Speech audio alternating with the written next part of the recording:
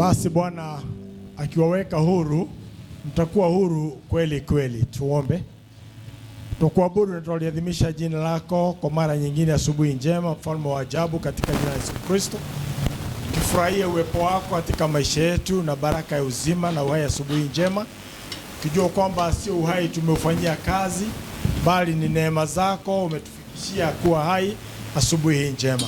Tunatubu na kuungama dhambi zetu ili uwepo wako ukawa pamoja nasi, ukatubariki tunapoendelea na ibada ya pili. Ongoza kila mmoja katika kila hatua ambayo ameshikilia kwa utukufu wa jina lako Bwana. Tunanyenyekea kwa kuuliza haya katika jina la Yesu Kristo mkombozi wetu. Amen. Praise and worship.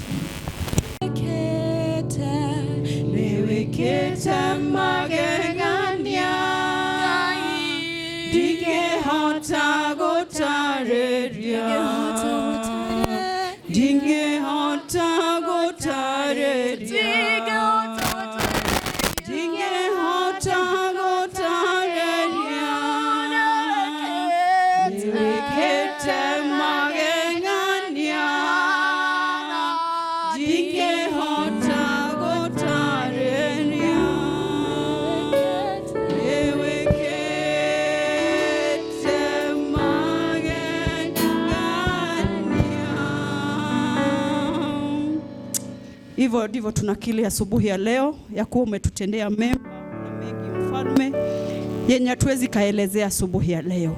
Wewe ndiye Mungu wetu, wewe ndio kimbilio na tegemeo letu Bwana. Asubuhi ya leo tunalisujudu jina lako, jina lipitalo majina yote. Tunakili ya kuwa wewe ni mwanzo tena mwisho. Wewe ni mfalme wa wafalme. Wewe ni Mungu mkuu, Mungu wa majeshi. Tunakuabudu tukisema unastahili.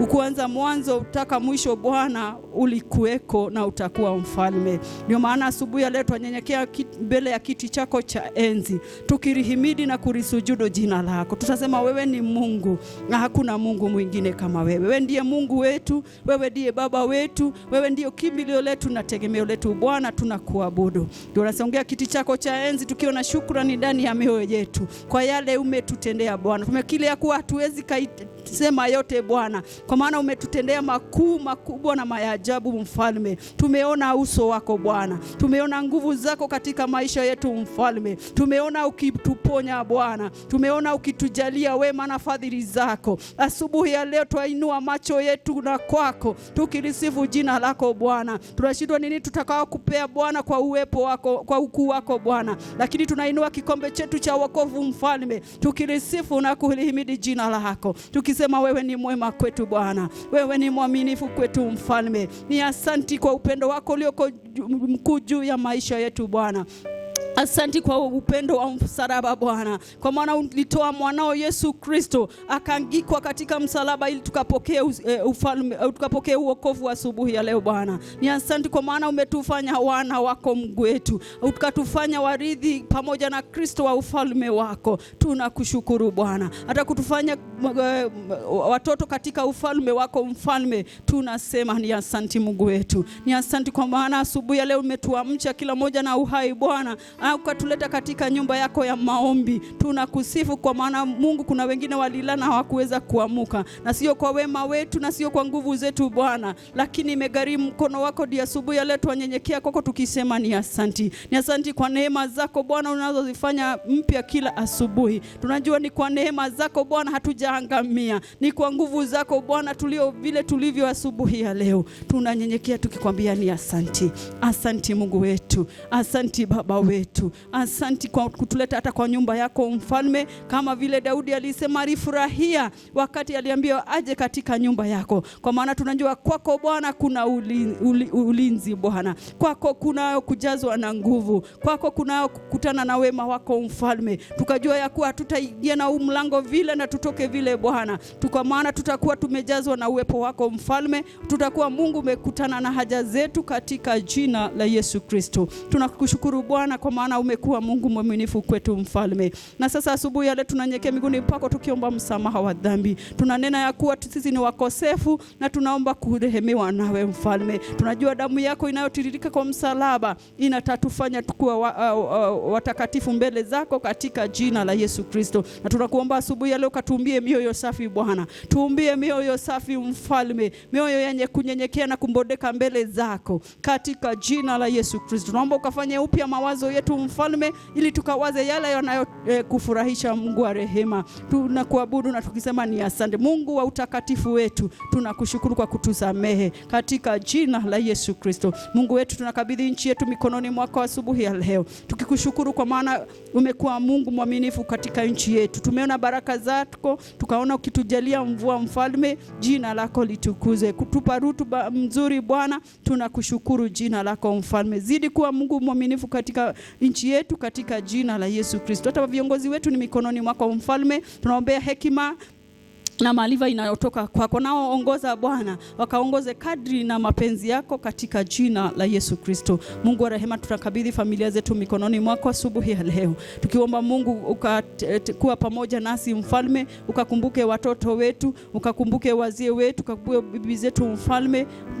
Chochote tunayofanya Bwana tunaikabidhi mikononi mwako. Tunakabidhi ajira zetu na biashara zetu mikononi mwako, tukiomba baraka zako zikakuwe juu ya kila mmoja wetu katika jina la Yesu Kristo. Ni asante kwa kanisa la Presbyterian, tunaikabidhi mikononi mwako mfalme, tukiomba uongozo tu wako Mungu wetu. Tunaomba uongozo tu wa Roho Mtakatifu, wakatuongoze na njia za haki na ukweli mfalme katika jina la Yesu Kristo. Tunakabidhi mchungaji wetu Jason mikononi mwako, Reverend Obonyo na evangelist wa Mwene mfalme, tukiomba Mungu kawabariki na kuwatendea mema, kwa zidi kuwapa nguvu ya kutendea kazi katika jina la Yesu Kristo. Hata wazee wa kanisa, machemanzi na viongozi wa vikundi wote tunawakabidhi mikononi mwako. Ni kweli kuna jukumu litupea Mungu wa rehema katika nyumba yako. Tunaomba nguvu zako, kwa maana sisi ni wanyonge, tunahitaji nguvu zako mfalme. Tuongoze kwa njia zako mfalme, na sifa na utukufu ni zako. Tunasema ni asante kwa ibada ya siku ya leo, tunaikabidhi mikononi mwako, tukiomba Roho wako Mtakatifu ashike ushukani katika jina la Yesu Kristo. Kila mmoja wetu aliyoko mahala hapa Bwana, tunakuomba Mungu kakutane na haja za mioyo yetu, ukatuinue na ukatuonekanie mfalme. Walio wanyonge Bwana ukawape nguvu, walio wagonjwa ukanyoshe mkono wako uponyaji Mungu wetu, walio wamefika mwisho Bwana ukawape mwanzo mpya, kwa maana sisi ni wewe tunayetegemea, kwa maana wewe ndiye nguvu zetu, wewe ndiyo kimbilio letu na tegemeo letu. Tuakimbilia kwako ili tukawe salama, kwa maana umetuambia jina lako ni mnara ulioko juu, umeinuliwa juu mfalme, wenye haki hukimbilia wakapata salama. Tuakimbilia jina lako asubuhi ya leo, tuakimbilia uwepo wako mfalme, ili ukaweze kutupigania na kutushindania, kwa maana wewe ni mwaminifu Mungu wetu na mwenye nguvu. Na sasa tunajiachilia mikononi mwako, tukiomba uwepo wako kazidi kuwa pamoja nasi. Tukabidhi walioko kazi siku ya leo, tukiombea nguvu mpya, tukiombea Roho wako Mtakatifu kawe juu yao wanapokutendea kazi katika hii madhabahu ya siku ya leo. Mungu kaonekane na watu wakakujue zaidi. Sasa tunakabidhi mnenaji wa siku ya leo, tunamweka mbele zako mfalme, katumie kama chombo vile utakavyo mfalme, ili akaongee mausia tu yako katika jina la Yesu Kristo. Naomba ukaanze pamoja nasi na kumalizia pamoja nasi, na hii ni ombi la imani katika jina lake Yesu Kristo tumeomba na kuamini. Baba wetu uliye juu mbinguni, jina lako litukuzwe, ufalme wako na uje, mapenzi yako yatimizwe hapa duniani kama uko juu mbinguni.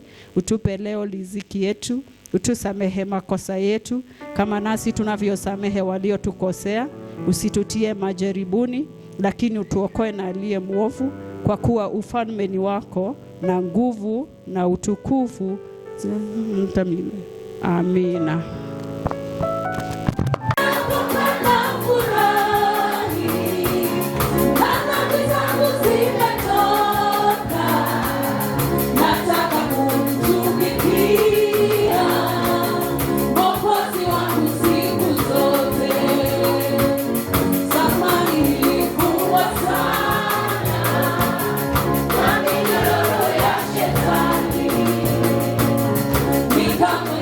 Bwana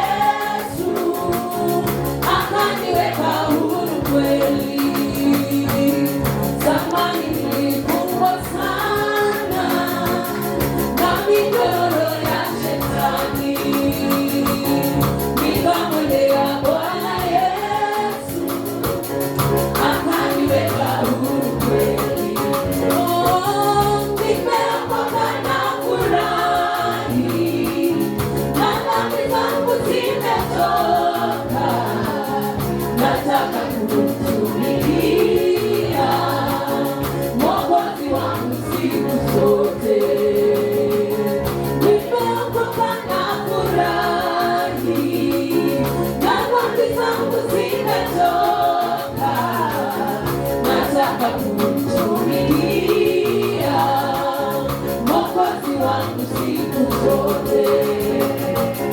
Neema kubwa nilipata kuacha njia ya mauti, na nguvu ya wokovu huo yanichukua siku zote. Neema kubwa nilipata kuacha njia ya mauti, na nguvu ya wokovu huo yanichukua siku zote.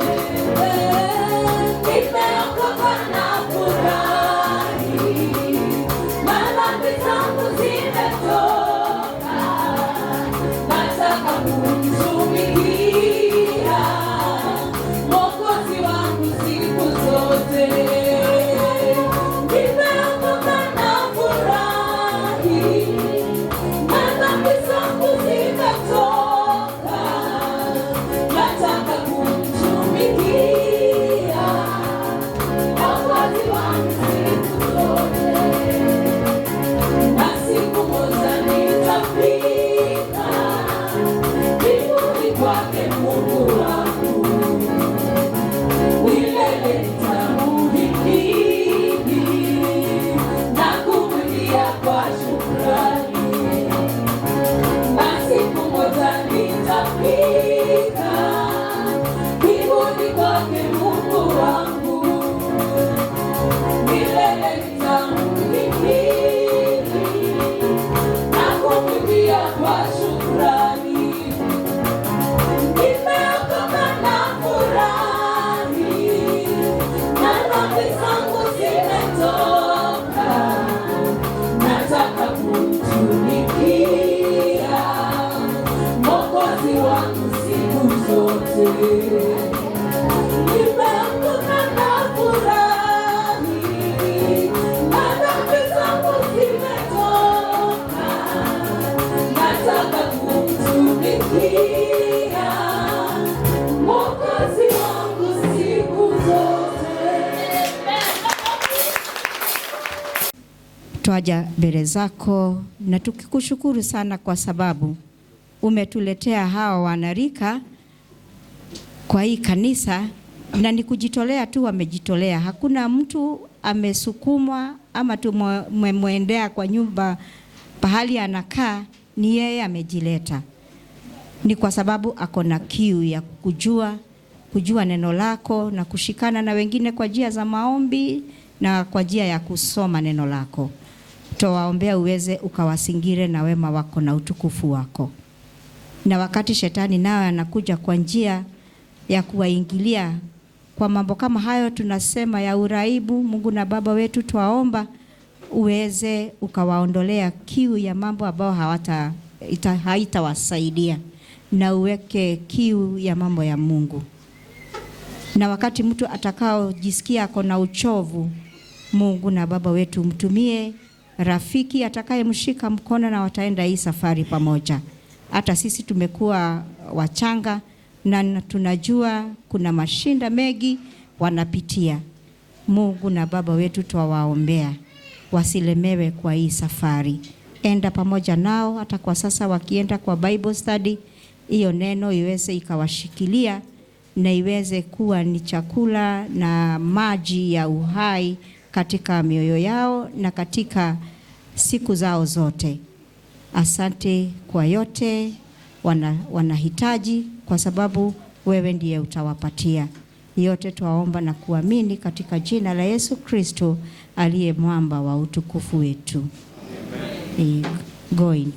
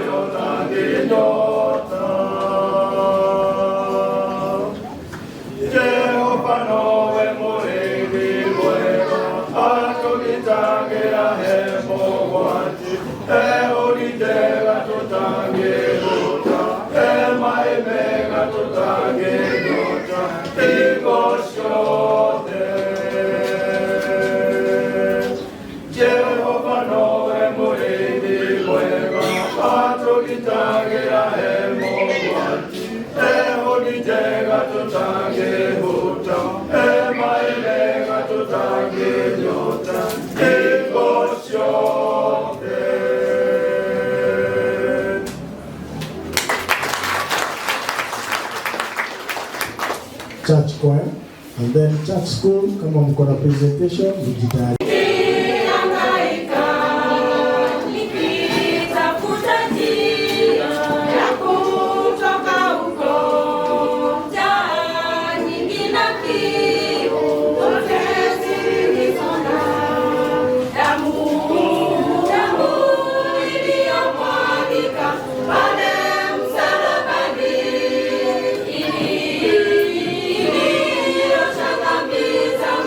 Sasa niko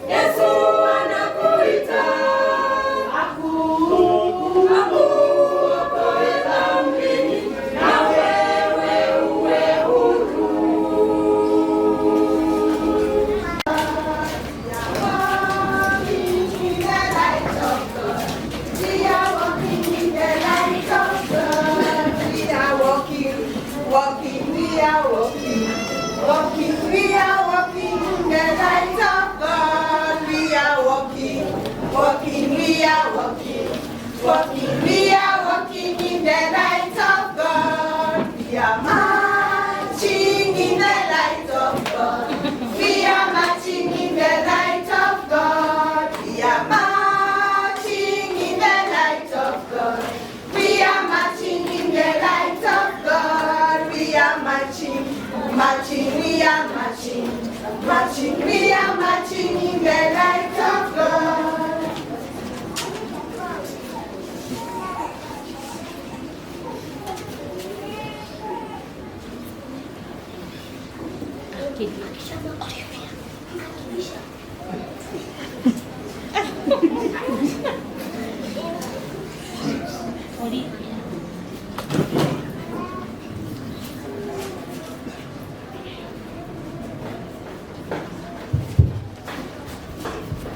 In front of you is Happy Heart class. Read to you a poem and a title. So sit back, relax, and enjoy. A song. Lift his name higher, lift his name higher, lift his name higher. He conquered all, he conquered Satan, he conquered demon, he conquered principality, he conquered all. My God is good, I will lift his name higher. Everywhere I go, I will lift his name higher. My God is good, I will lift his name higher. Everywhere I go, I will lift his name higher. Up the mountain, down the valley, on the land, down in the sea. Up the mountain, down the valley, on the land, down in the sea. Hallelujah, the Lord is my shepherd in the land of the living. The Lord is good forevermore. The Lord is my shepherd in the land of the living. The Lord is good forevermore. Jesus' power, super power, Satan's power, powerless power. Jesus' power, super power, Satan's power, powerless power. Hallelujah, the Lord is my shepherd in the land of the living. The Lord is good forevermore. The Lord is my shepherd in the land of the living. The Lord is good forevermore.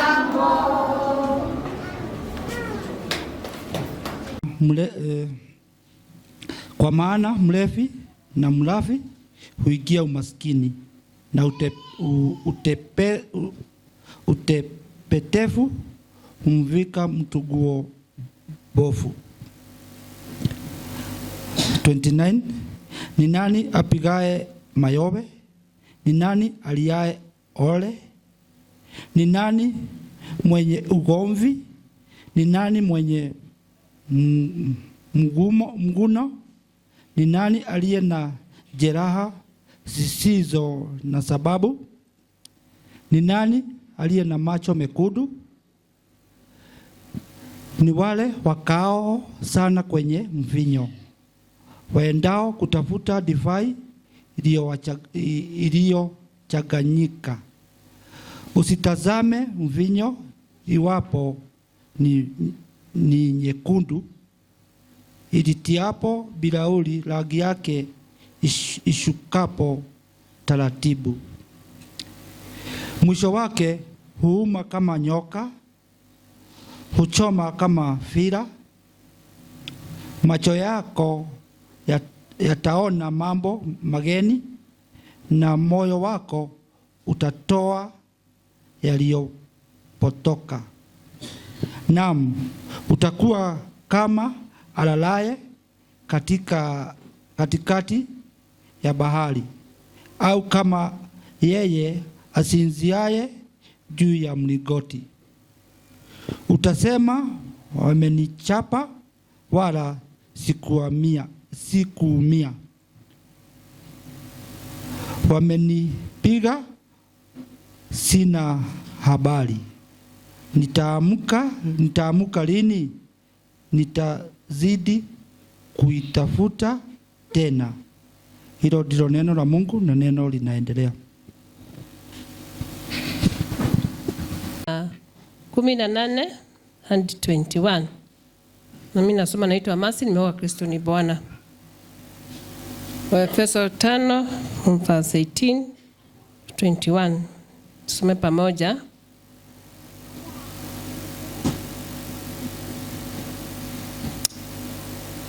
Tena msilewe kwa mvinyo, ambamo mna ufisadi, bali mjazwe na Roho. Verse 19. Mkisemezana kwa saburi na tenzi na nyimbo za rohoni, huku mkiimba na kumshangilia Bwana mioyoni mwenu. Verse 20. Na mshukuru Mungu Baba siku zote kwa mambo yote katika jina lake Bwana wetu Yesu Kristo. Verse 21 hadi ya mwisho. Hali mnanyenyekeana katika kicho cha Kristo. Mungu abariki neno lake. Mbarikiwe pia. Nimeokoka, Yesu ni Bwana. Amenilinda. Na sio kwa nguvu zangu ama uwezo wangu. Amenichagua leo. Kwa hivyo namshukuru sana. Pia nikishukuru mchungaji aliponipigia simu na akaniambia mada ya huu mwezi, na akaniuliza nije nisungumze na nyinyi na nimwakilishe.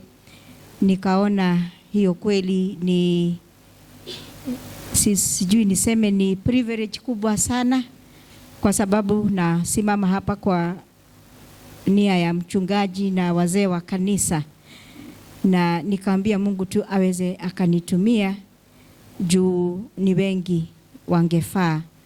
Na najua hii mwezi wote kuna mengi tutakayoongea na itaendelea kusemwa.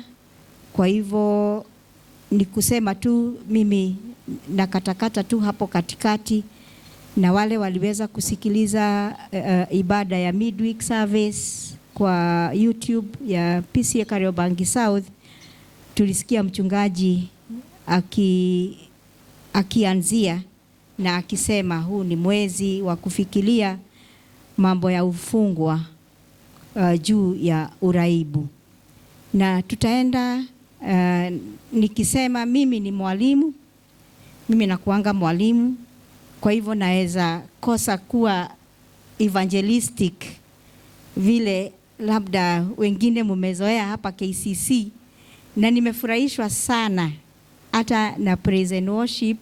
Kwa hivyo kama kuna kitu kimoja tu itanifanya nirudi hapa ni hiyo mambo ya wimbo. Bwana asifiwe sana. Na watu wa South wasisikie waseme kwao hakuna wimbo, lakini hapa imekuwa another level. Bwana asifiwe sana. Na nikisema tu kwa utangulizi wa mafundisho yangu ya leo, niseme tunataka kuangalia mambo ya uraibu, kama tutaiangalia kama ni shida ya familia, ama tuseme it is a family disease, ugonjwa wa familia. Kwa sababu wakati mtu mmoja amekuwa na hii shida, watu wote wamegojeka. Wakati mtu mmoja tu amepata hii shida, tujue kila mtu amegonjeka. Na pia nikisimama hivi nisisahau kusema bwanangu alikuwa akuje, na alikuwa na kazi ya kanisa upande ule mwingine, sijamuona. Kwa hivyo akiingia tu, na sijui kama ataingia, mjue alimsalimia.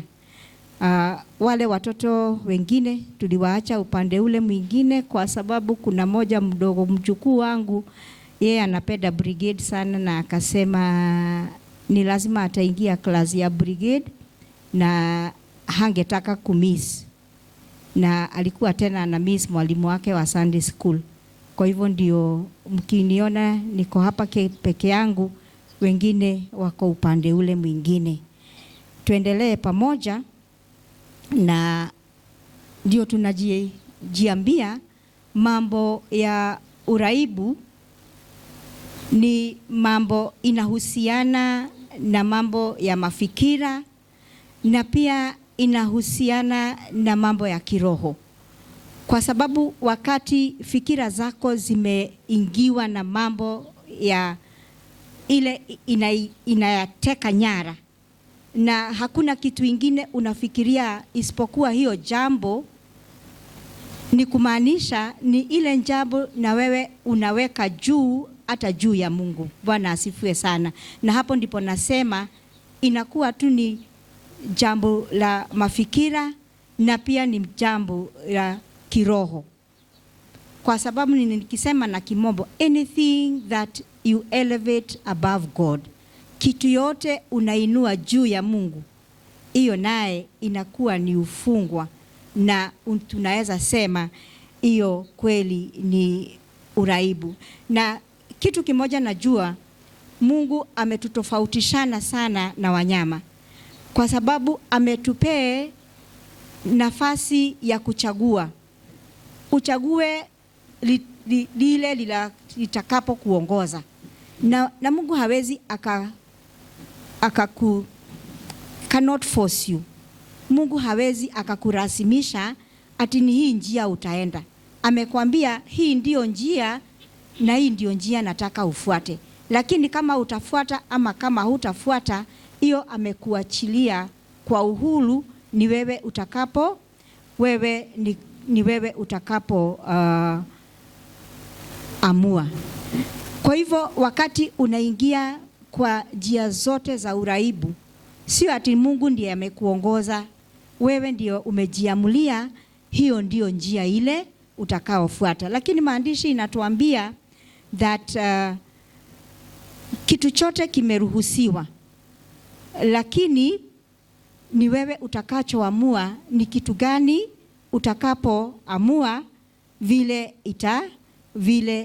itakupeleka, kwa sababu neno linasema chochote kinachokutawala zaidi ya Mungu ni utumwa.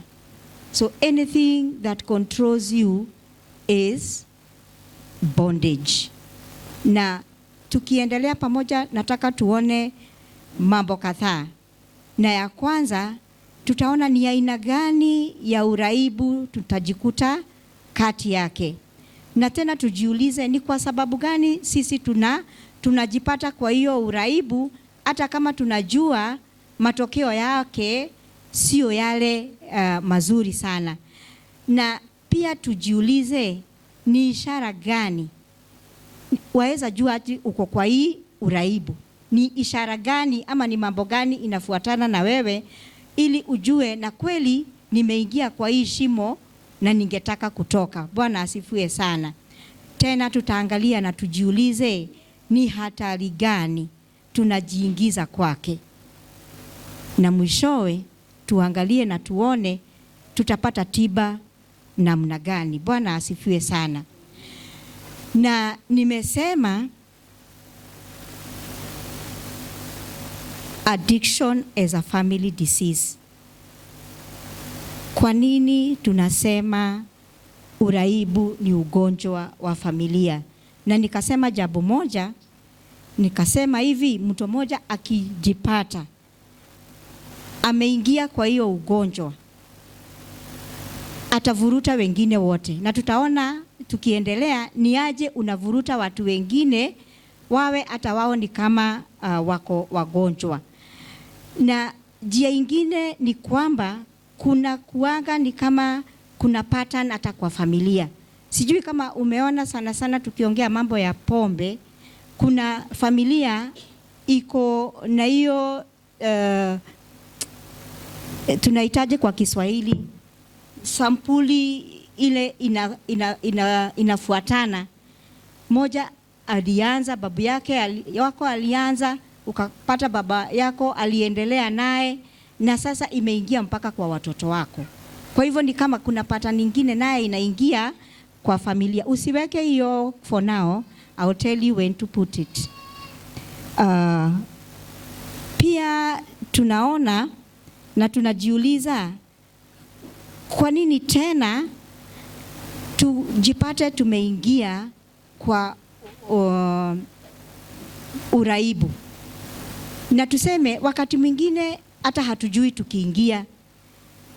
kwa sababu inaanza ikiwa kitu kidogo sana. Hata wale waliingia kwa mvinyo, labda walionja kidogo sana na wakajipata wanaenda wakiongezea.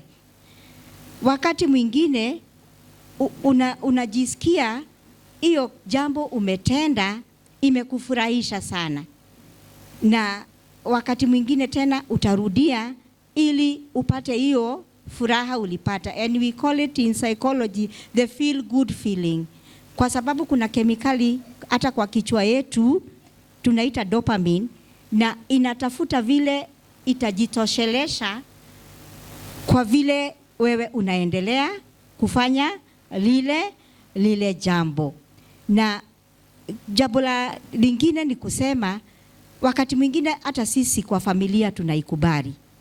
Tuseme wakati wa Christmas, wakati wa celebration, si tunakumbalia kuna kakona hata wazee wengine wanakaa na kanywaji yao, si ndio? Si ndio? Si tunakubalia? It's socially acceptable.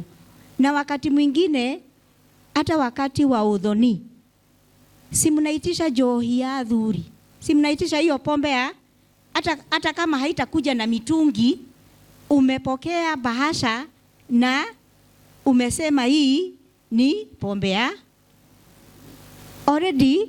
Hata kama hujanunua, already you have already accepted that pombe ni ama mvinyo ni kitu ya kukubaliwa kwa jamii, si ndio?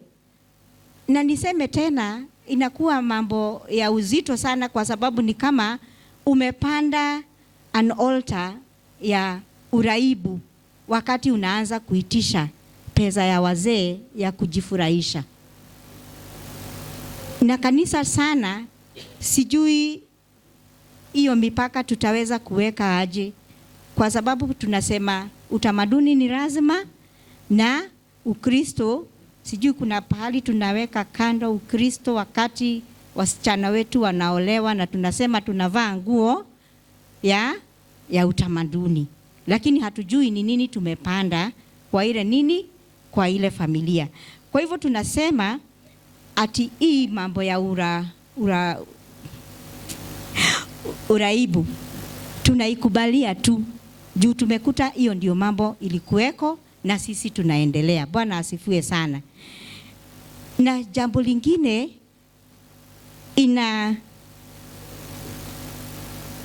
inaingiana na mambo ya siri.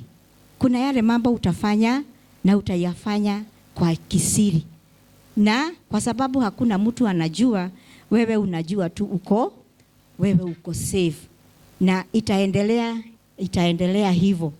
Na wakati huu tujiulize, nani aje familia zetu zitakuwa tu zimeshikilia hapo, ama ni kwa nini familia zinabaki na zimekwamia kwa mambo ya uraibu? Na tuseme hivi, wakati unajua hata mtu wako ako na hiyo shida, wewe unakataa, we call it denial. Hutaki kujulikana uko na mtu ako na hiyo shida, kwa sababu inakuletea aibu sana, si ndio?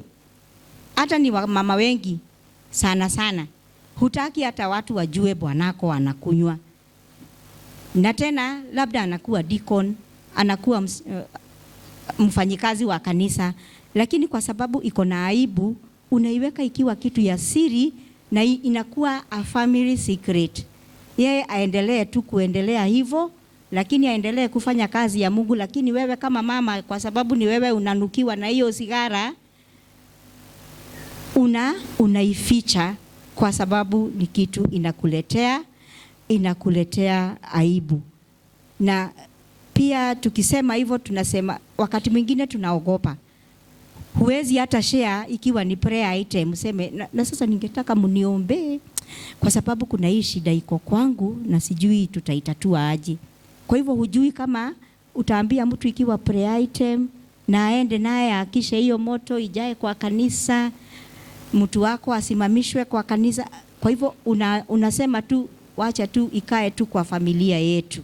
Bwana asifiwe sana. Na wakati mwingine ni vile hatujui, kutojua maradhi ya kuingiana na hayo mambo ya uraibu. Bwana asifiwe sana. Ningetaka tuangalie mambo aina mbili za uraibu. Na ile sana sana tunajua ni mambo ya kutumia madawa ya kulevya, kutumia mambo kama ya cocaine, kutumia mambo kama nini ingine watu wana chemicals. Ni gani zingine watu wanatumia? Gani zingine? Ama hapa KCC hakunanga? Ama hukutanagi na vijana wakitafuna majani? Mnawaona? Mnawaona?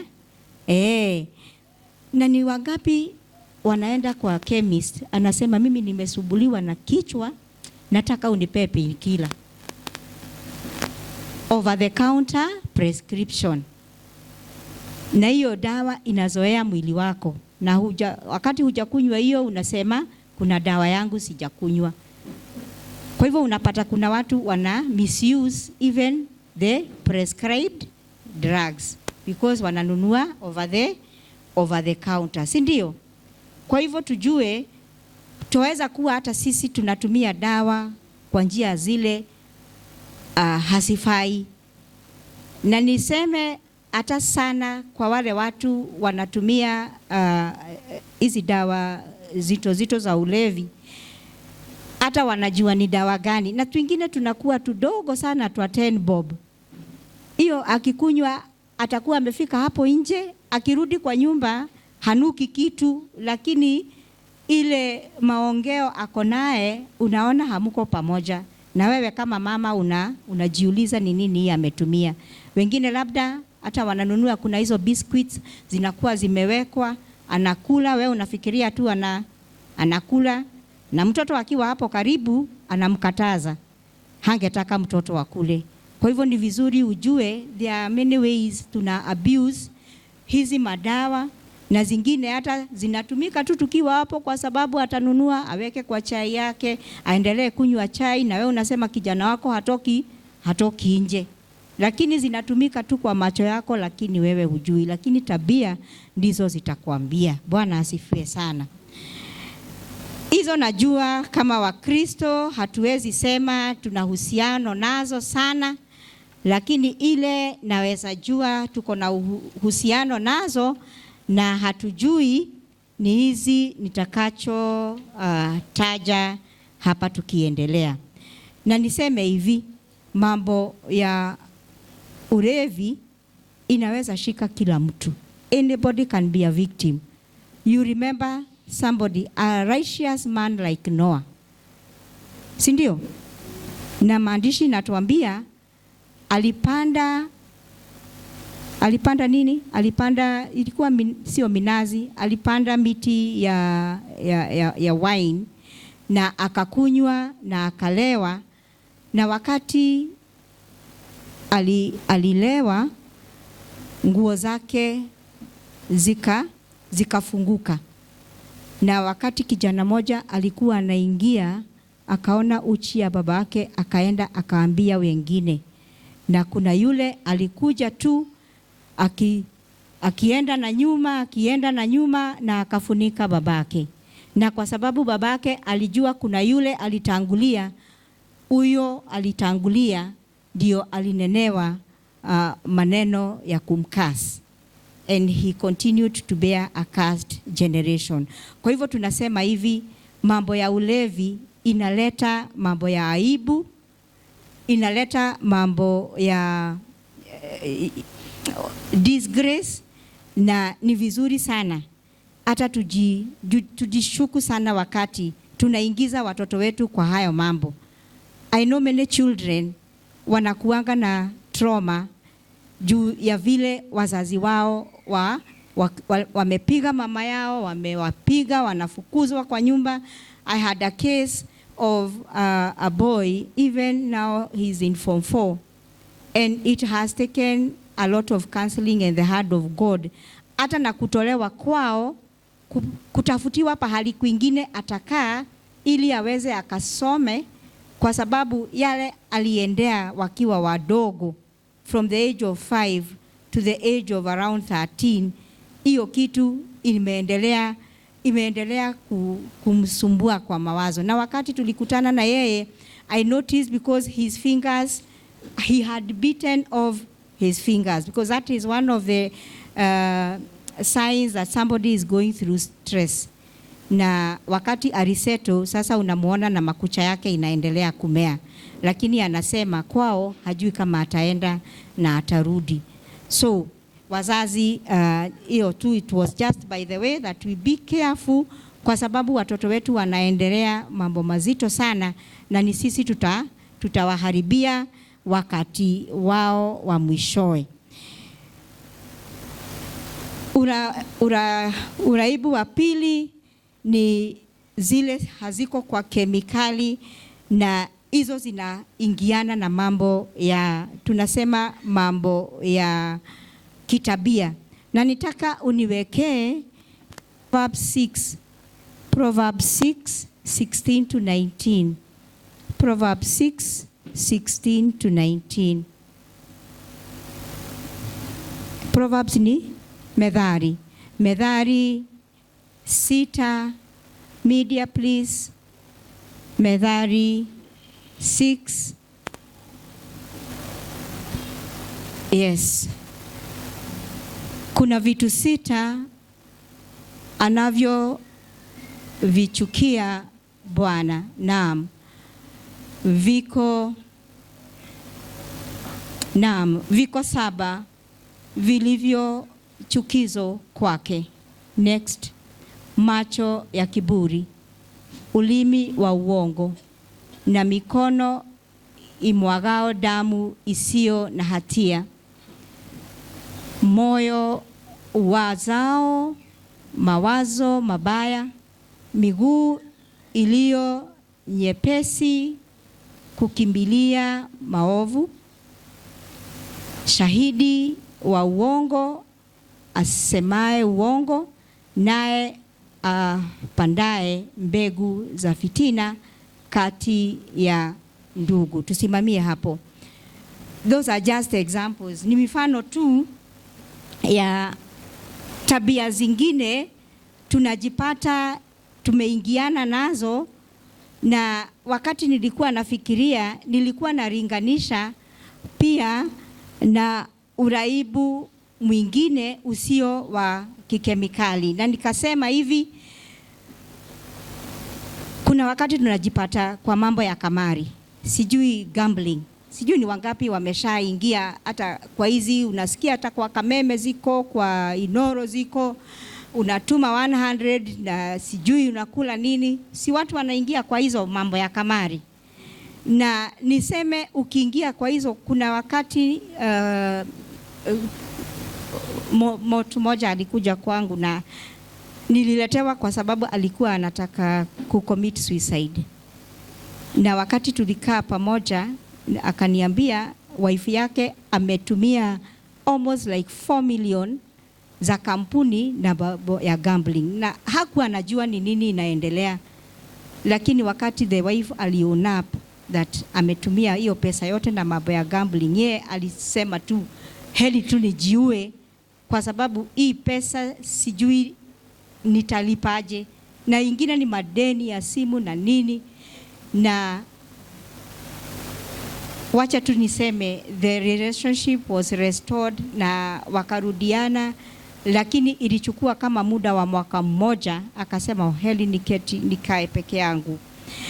Na mambo ya gambling ni kwa nini nakuanga an addiction? Niseme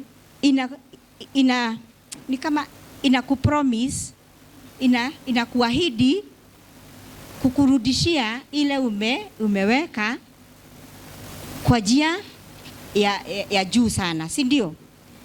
Na spiritually niseme hivi, mambo ya gambling ni kama umeamini mambo ya upataji wako kuliko vile unaamini Mungu. Your means of earning unaiona ikiwa juu ya vile Mungu anaweza kukupea. Na kitu ingine tena inakuwa uraibu ni mambo ya pornografia, na unapata watu wanakaa tu, wanaweza tu hata ni bwana ama ni mama na amezoea tu hiyo kwa simu. Na mambo ya simu tena naye mambo ya internet imetuichukua fikira sana. Na ndio ningetaka uweke hiyo picha ya kwanza, hiyo unaona familia, na inakuanga hivyo hata kwa nyumba nyingi sana. That internet addiction. Ile picha ulikuwa umeweka, hapo mnaona aje? Kila mtu ako na nini? Na gadget yake, si ndio?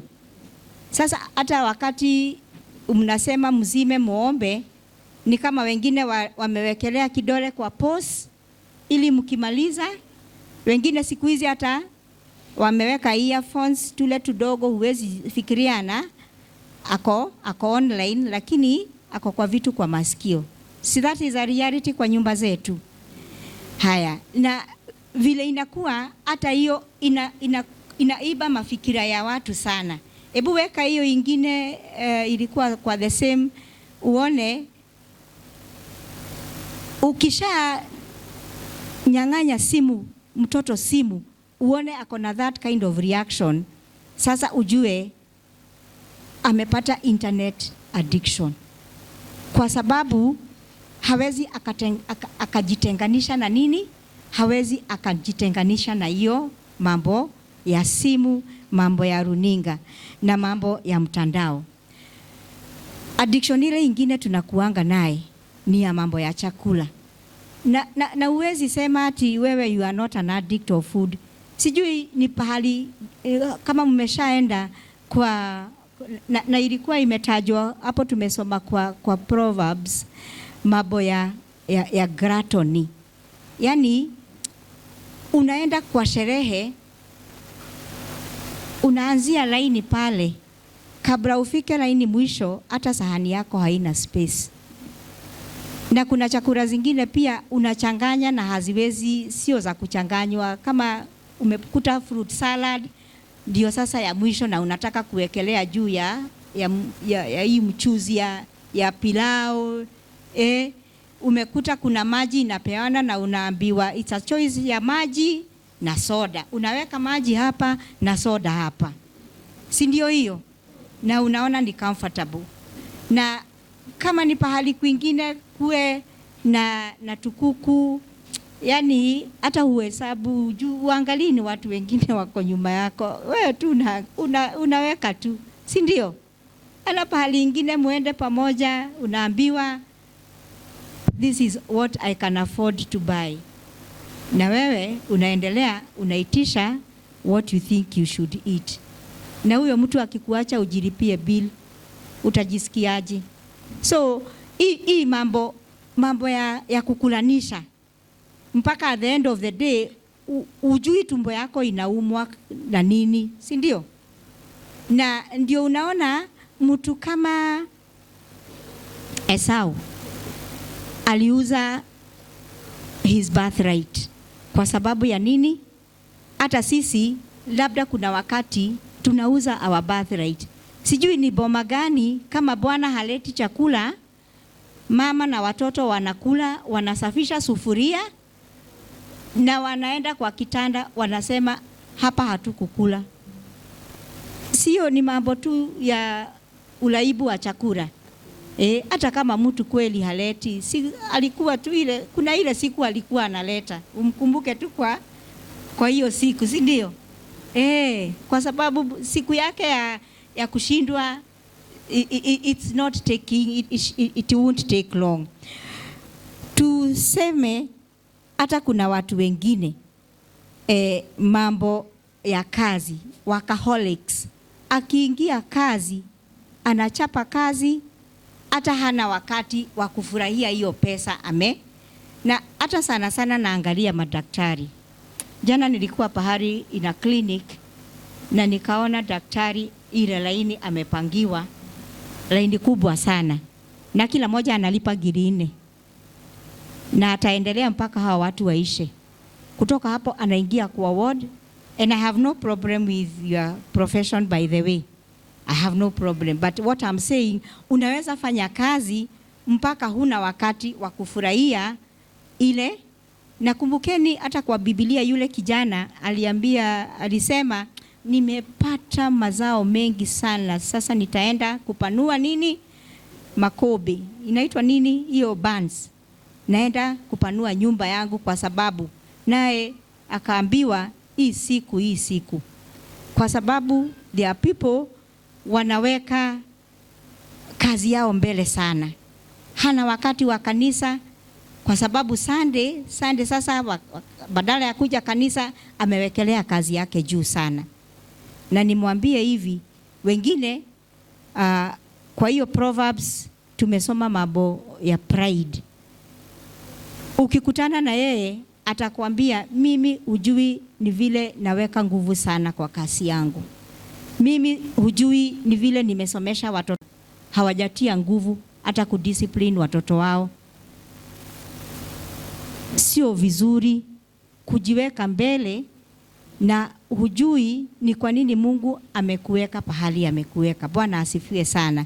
Kwa hivyo kuna mambo mengi twaweza fikiria sio uraibu, lakini Mungu akiwa juu mbinguni anaona kweli tunakaa kama watu wako na kiburi, na tunakaa kama watu wameweka mambo yale ametupea juu yake. Nilikuwa naambia wa youth mambo ya shopping.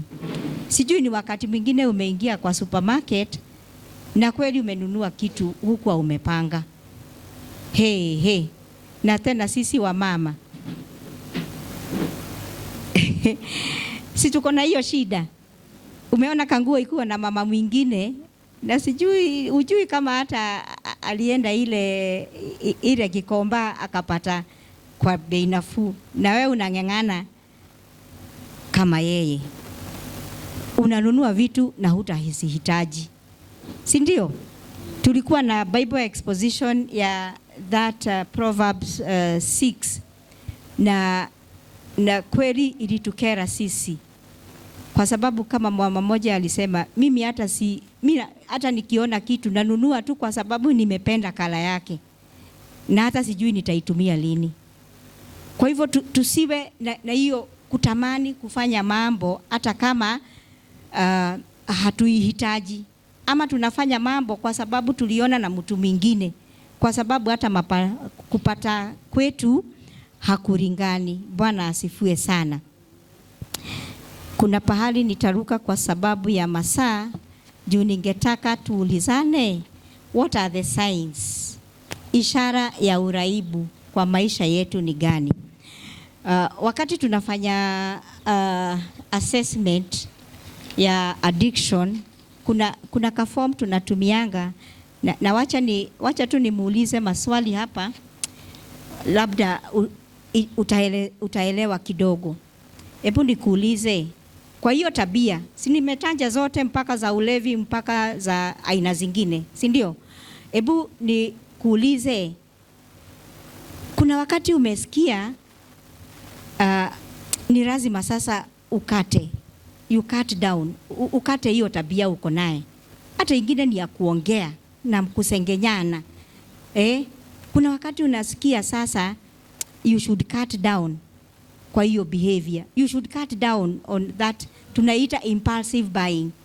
Kuna wakati unasikia hata vile nakulanisha, Mungu tu aniwezeshe, hata wajua kuna watu akipita tu pahali kuna chipo, ni kama tu mate inajaa kwa mdomo na ni lazima atanunua.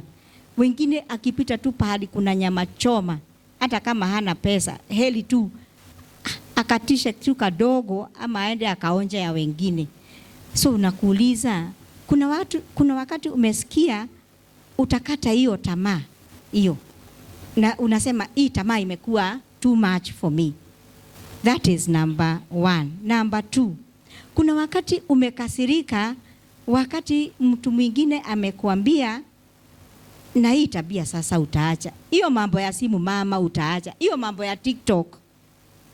Hiyo mambo ya Facebook every time utaacha. Ukijipata unakasirika kwa sababu umekosolewa, ujue uko kwa laini ya addiction. Haya, kuna wakati umesikia guilt ni nini? Umejirudia kwa sababu unakuta hata chakula inaungua, maziwa inamwagika. Mtoto amelia, ameamka, hata hukumbuki ati ni unasikia mtoto analia kwa sababu uko kwa simu, kwa sababu uko kwa mama mwingine mkiongea. Kama umeshajipata ukijirudia, ni vizuri ujue uko kwa laini ya uraidi ya ile jambo imekusukuma sana. Na ni vizuri uambie Mungu akufungue macho ili utoke kwa hiyo utumwa. Bwana asifiwe sana. Na ningetaka kuenda nikimalizia, lakini siwezi kosa kusema hii mambo yote inaringana na ile tamaa wewe uko naye, na ile kupoteza udhibiti. Ati ukianza hiyo jambo hakuna kitu ingine inakushtua. Kwa hivyo ni vizuri ujiulize, niko na tamaa inazidi, niko na uvumilivu ya kuacha hii jambo, nitaweza kujitoa kwa pahali nimejiweka? Na ujiulize hii mambo inatumia wakati mwingi ile ningekuwa nafanya kitu ingine. Bwana asifiwe sana. Na usipojiuliza haya maneno, utakaa kama umekuwa mtumwa wa yale mambo yote tumeshaongea. Ni vizuri niseme kwa haraka sana mambo ya hatari ya uraibu. Na sasa sisemi ni mambo ya pombe, nasema uraibu wa aina yote, kwa sababu yote tumeongea. Kiroho yako, mambo ya kiroho ujue itakuwa chini sana. Kwa sababu ni ngumu sana uwe uko kwa mitandao ati ile inakuvutia ni mambo ya Kikristo. Labda uko huko, huyu alisema, huyu alifanya hivi, na naambianga wanarika hivi, wakati unaenda unaraik, ni kushare na nini, hizo zote you are promoting somebody else at the expense of your time. Si ndio?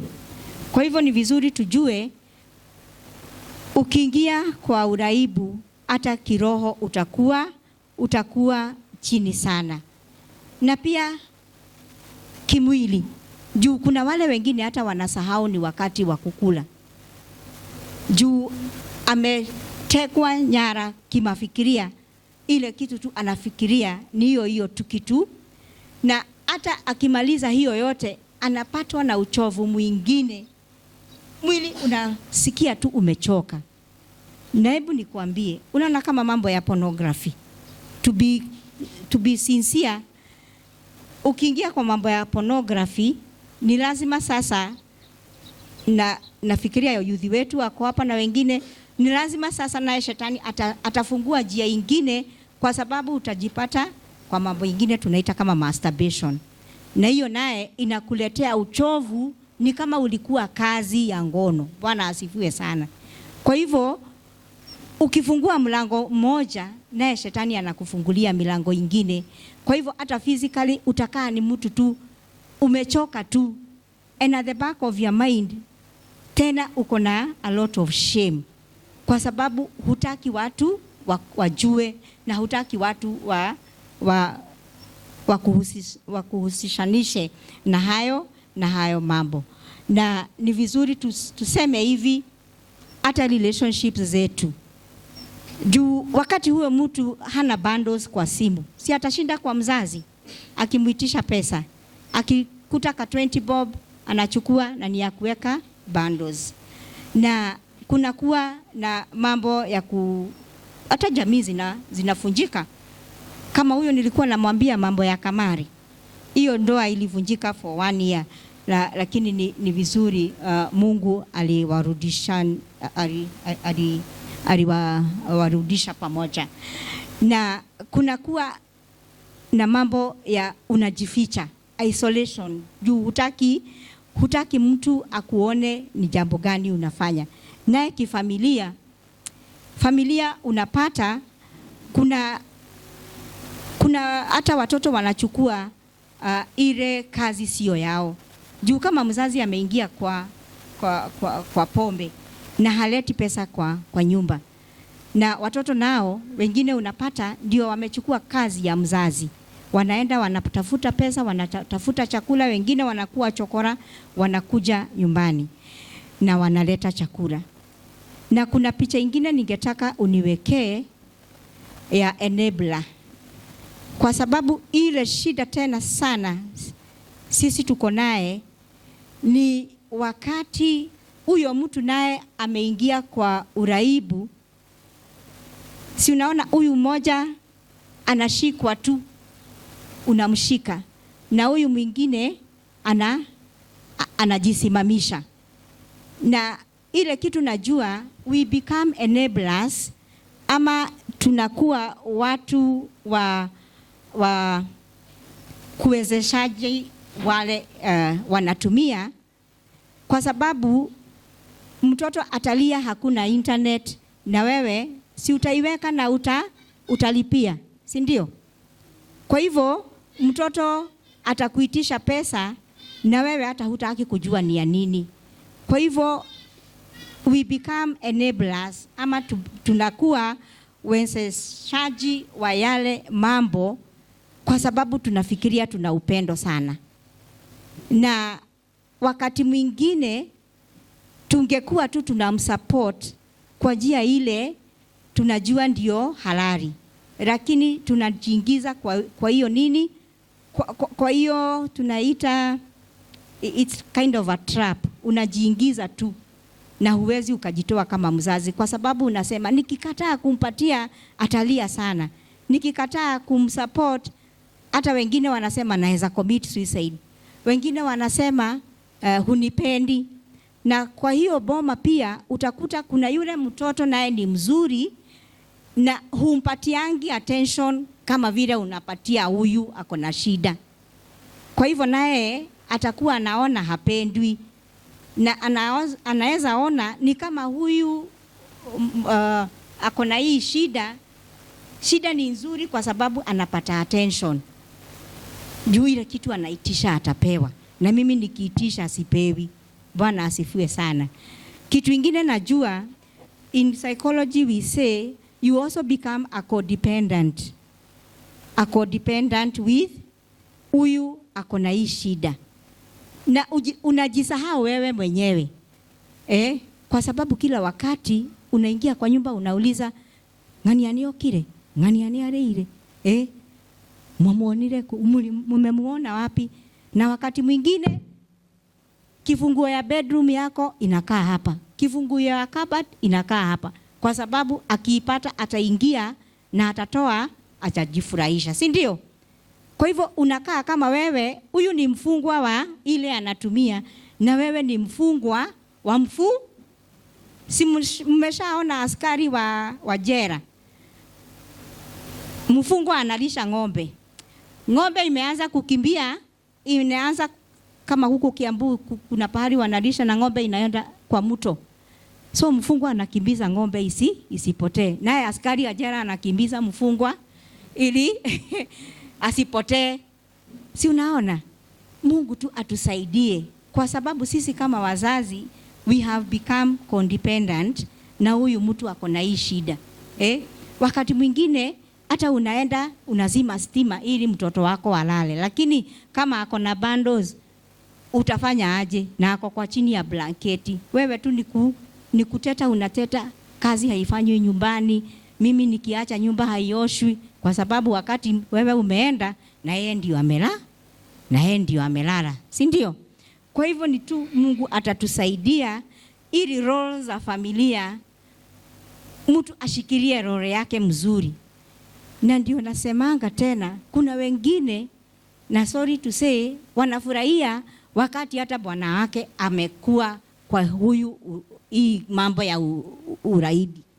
kwa sababu wakati amekuja kama hajijui, ndio anaingia kwa koti na anatoa nini? Anatoa kadhaa au anatoa 200.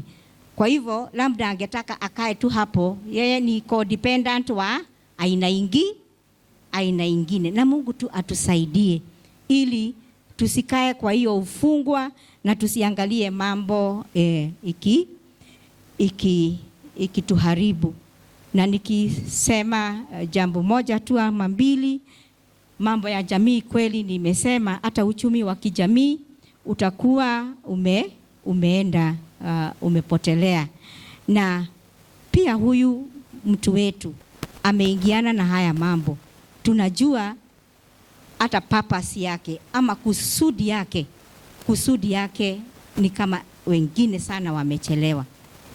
Tunasemanga ukienda in most colleges siku hizi hakunanga pahali watoto wengi anatoka shule na hapo ndipo kituo pahali wanakutana, na wengi hata kunafika wakati wa graduation na wazazi wanatayarisha sherehe na wanaitana only to know mtoto wao alikuwa kwa wapi? Alikuwa kwa yale hiyo tunyumba hapo ndipo alikuwa hakusoma. Kwa hivyo unaona destiny ya watoto wetu inapotezwa. Wengine ungekuwa umejengea watu wako nyumba, lakini yote imeenda hivyo. Tuseme nini nikimalizia? Tuseme kuna matibabu. Sana sana hawa watu wako kwa kemikali, unaweza tafuta ni wapi atapata usaidizi. Na kuna usaidizi wa rehabilitation, kuna usaidizi wa kuwekwa dawa kwa mwili, tunaita mambo ya detox, na aanze upya. Kikanisa ni vizuri tujue tunaweza kuwa na pia counseling sessions ama kuleta watoto wetu pamoja, kuwa na group za wamama, kuwa na group za wazee, na pahali wanakutana na wanaongea yale mambo inawafinya sana, kwa sababu hata hiyo kuongea inakuanga ni dawa. Kwa hivyo wanaweza kosa kupata mtu wa kushauriana na wao, lakini wao wenyewe naonanga kule kwetu sijui kama ni hapa wazee wa kwaya, nampongeza sana kwa sababu unafanya kazi mzuri. Hata unaweza wakuta tu hakuna pahali wanaenda, wamemaliza practice lakini wanakunywa kachai hapo na wanakuambia hapa sasa, this is a safe place, hapa ni pahali pazuri pa kuketi na kuongea mambo ya wazee, na ukitoka hapo wanasema natoka kama nimefurahia. Unaona? Kwa hivyo hata wayuthi wetu chairman wawe na pahali tu wanakusanya deliberately kuongea ni gani hiyo inawafinyilia. Na ya mwisho kabisa niseme ujiondoe kwa pahali utapata hizo vitu haraka. Kama unajua kuna mama mmoja ama kuna ndugu mmoja mkikutana hakuna mambo ingine ni ya kusengenya, wewe tu unamuondokea, si ndio? Ukijua kuna mtu atakupeleka kwa njia ile haitapendeza Mungu, unamuondokea. So nataka kusema there is hope in all this. Kuna mwelekeo na kuna tumaini, kwa sababu Mungu anatuambia tumletee mizigo yetu yote na atatupumzisha. Tena anatuambia we cast all our cares and our burdens unto him. Hebrews 12 verse 1 says tuweke chini yale yote mizigo inatulemea, kwa sababu kwetu ni mizito, lakini kwa Mungu itakuwa nyepesi sana. Na yule Mungu ameanza kazi njema kwa moyo wako atakuja kuimalizia. Na tumesema hivi, nikimalizia kabisa na sitasema kumalizia tena, niseme mambo ya tiba inaanza na mtu binafsi aseme niko na hii shida. You admit useme niko na hii shida, alafu uamini kuna Mungu ana kutibu na uamini unaweza badilika. Mungu wetu ambariki, na tujue kwamba he who Jesus Christ sets free is free. Yule atakao funguliwa na Yesu atakuwa kweli amefunguliwa. Na tuombe. Baba, katika jina la Yesu Kristo nasema ni asanti kwa sababu tumeongea mambo mengi, lakini tungetaka tu kushika hii jambo la mwisho, ni kuna tumaini kwa Yesu. Kuna tumaini kwa Yesu. Tunajua hata kwa Biblia yeyote alikuja kwa Yesu akiwa na shida lolote, hakuna yule alifukuzwa, kwa sababu ulikuwa na suluhisho. Kwa hivyo hata sisi tunaomba, ile jambo imetusukuma sana na kila mtu ako na jambo lake, endelea kuongea na yeye. Na huu mwezi usitupite kama bado tumebebanisha mizigo. Mizigo ingine ni ya kujiletea, ingine ni ya kifamilia, ingine tuliipata kwa manyumba zetu. Tusaidie kujua ni aje tutakaye iachilia hapo kwa msalaba. Na ni katika jina la Yesu Kristo twaomba na kuamini. Na sijui kama kulikuwa na mtu ako na hitaji kulingana na vile tumeongea, ukisikia kuna mambo kweli ungetaka kuleta kwa msalaba wa Yesu. Wazee wa kanisa wako hapa kuomba na sisi.